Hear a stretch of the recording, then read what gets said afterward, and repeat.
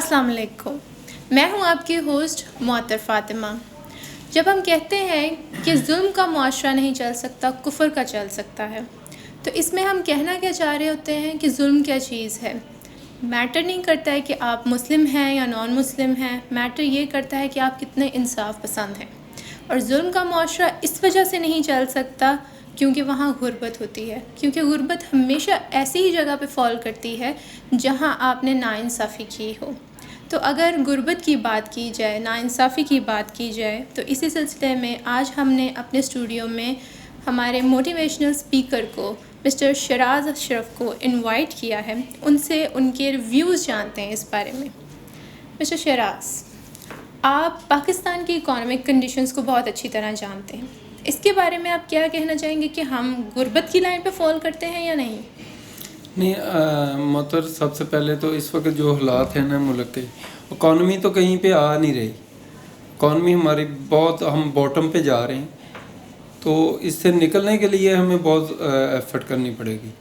جو آپ کا سوال ہے وہ اکانومی کے حوالے سے تو ہم بالکل اس ٹائم زیرو ہیں، ہمیں جو انویسٹمنٹ ہے باہر سے آ نہیں رہی، اپنا زر مبادلہ ہمارا بڑھ نہیں رہا، لوگوں کے کام جو تھے وہ فیکٹریز، جو چھوٹی فیکٹریز چلا رہے تھے وہ بند ہو گئی ہیں، صرف یہ اپنا ڈالر کا ریٹ بڑھنے سے اور جو ہمارے روپے کی ویلیو کم ہوئی ہے اس کی وجہ سے ہمارا تو یعنی کہ ابھی اکانومی کے حوالے سے تو کچھ بھی نہیں ہم کہہ سکتے۔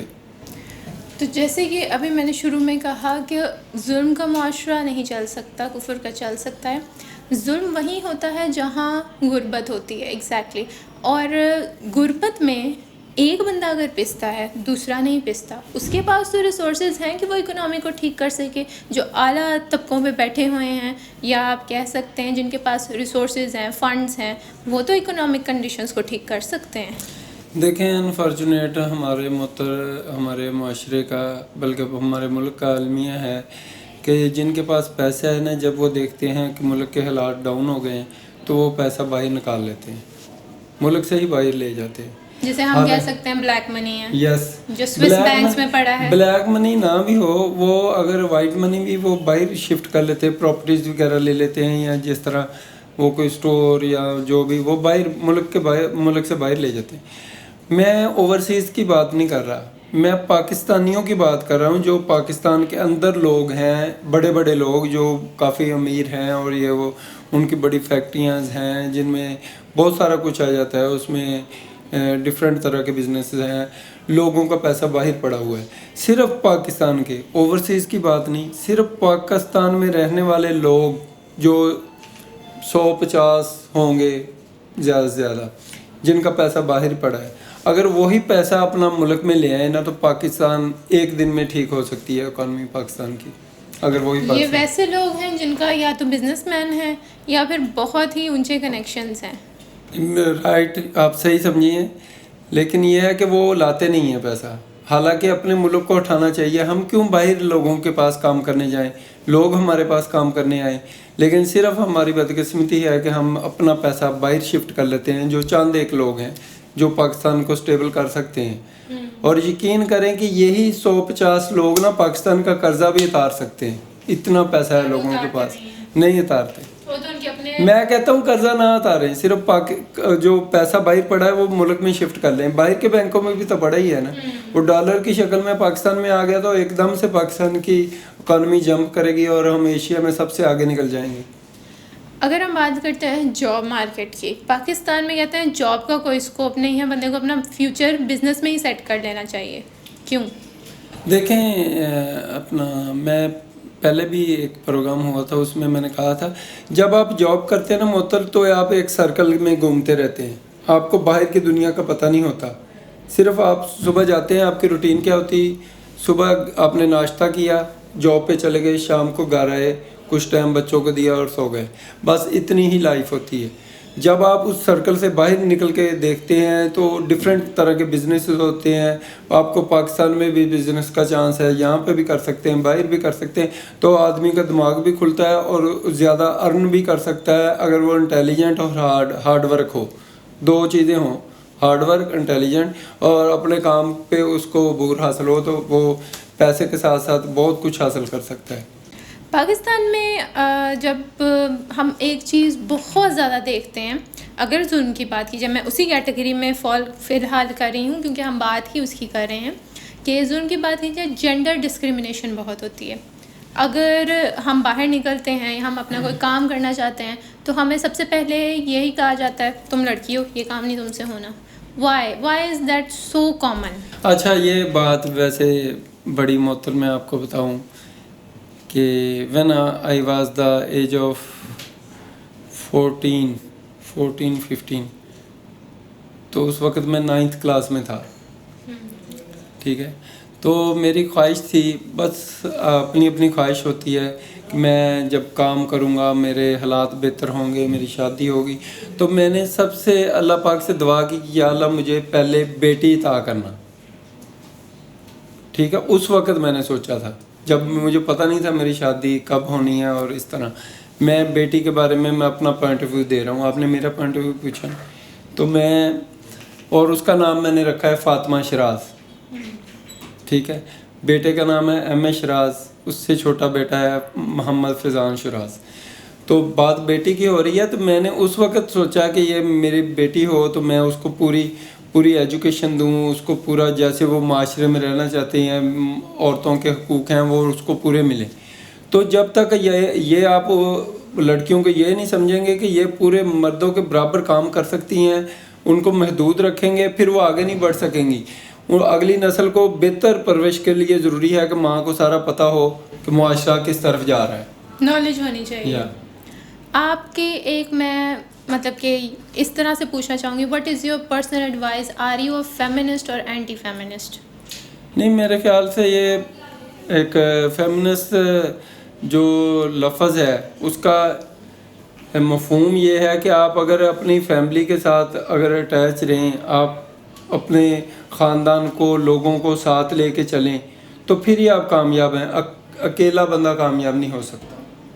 بات تو آپ کی بالکل سچ ہے, ٹھیک ہے. جو اپنے آپ کو اکیلا کر لیتے ہیں وہ کبھی کامیاب نہیں ہو سکتے. اور میں ہمیشہ یہ میرے دوستوں کو بھی کہتا ہوں کہ اگر فیملی کے ساتھ آپ اٹیچ ہیں, اس کا آپ کو اتنا فائدہ ہے آپ سوچ نہیں سکتے. اب دیکھیں میرے بچے ہیں اور میری وائف ہے اور ساتھ میں میری مدر گھر پہ ہیں, تو مجھے کسی قسم کی ٹینشن نہیں. میری والدہ ہیں, وہ سارے معاملات کو دیکھ رہی ہیں. اگر میں اکیلا ہوتا تو پھر میں کیسے مینیج کرتا ساری چیزیں. ایگزیکٹلی, اکیلے تو ایک ہیومن نیچر ہے جسے ہم کہہ سکتے ہیں, اکیلا انسان سروائیو نہیں کر سکتا. تو میں یہ بالکل اس کا سپورٹ کرتا ہوں کہ بندے کو اپنی فیملی کے ساتھ اٹیچ رہنا چاہیے. ایون کہ بہن بھائیوں کو, سب کو میں تو کہتا ہوں کہ رشتے ایسے ہونے چاہیے کہ سب لوگ ساری زندگی اکٹھے رہیں, لیکن انفارچونیٹ ایسا ہو نہیں سکتا. سب کو کسی نہ کسی ٹائم پہ الگ ہونا پڑتا ہے, لیکن زیادہ اگر فیملی کے ساتھ اٹیچ رہیں تو اس کے فائدے زیادہ ہیں آپ کو.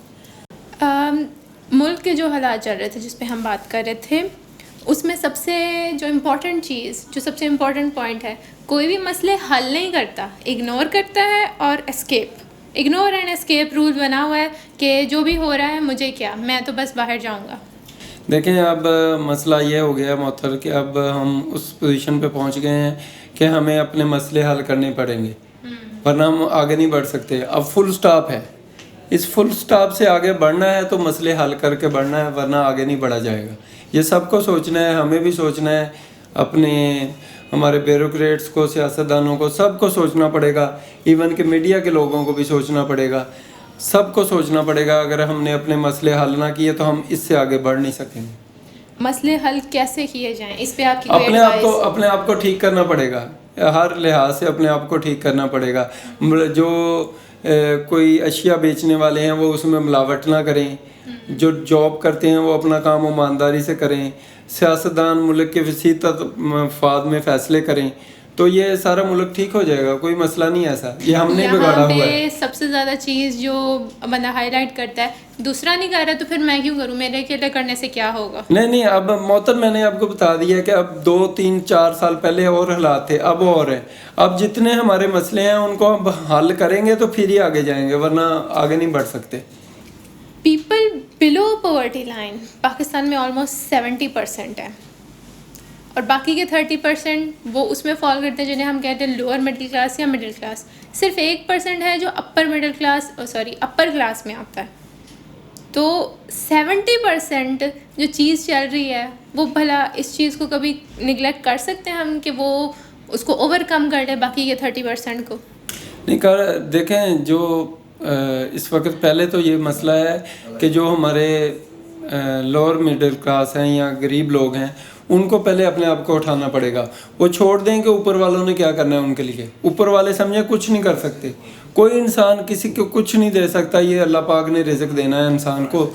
اور میں بار بار کہہ چکا ہوں اب وہ ٹائم ہے کہ پاکستان لوگوں کو اپنے آپ کو اٹھانا پڑے گا. بے شک حکمران جو مرضی کرتے رہیں لیکن ان کو اپنے آپ کو اٹھانا پڑے گا.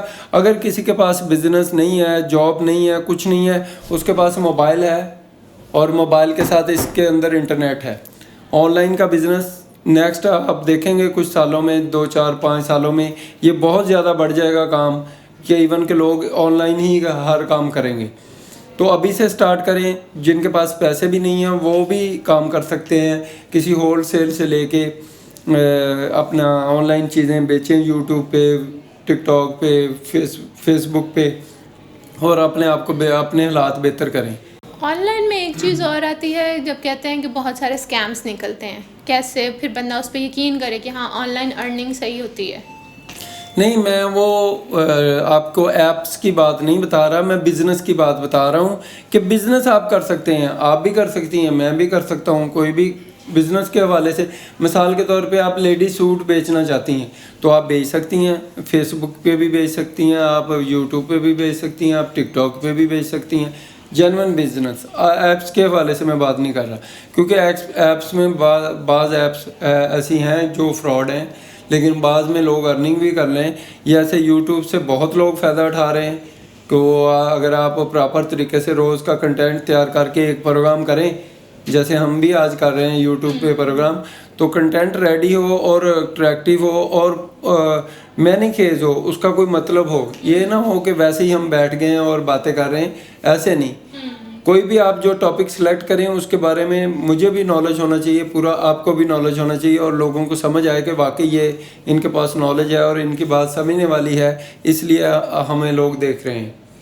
آپ ایز اے بزنس مین کوئی ایک ٹپ یا ایڈوائس جو دینا چاہیں جس سے مطلب کہ ایسی کوئی بزنس اسٹریٹجی کے لوگ کھڑے ہو سکیں اپنے پیروں پہ اس اسٹریٹجی سے؟ محترم, میں نے یہی آپ کو بتایا کہ اب صرف ہمارا المیہ یہ ہے پاکستانی قوم کا کہ ہم محنت سے گھبراتے ہیں, اور ایک یہ ہے کہ وہ ہم جاب نہیں ملی تو ہم گھر میں بیٹھے ہیں, ماں باپ کو پریشان کر رہے ہیں گھر میں بیٹھ کے, جی ہمیں جاب نہیں ملی, جاب ملتی نہیں ہے, کیا کریں, ڈگری بھی ہے, سارا کچھ ہے.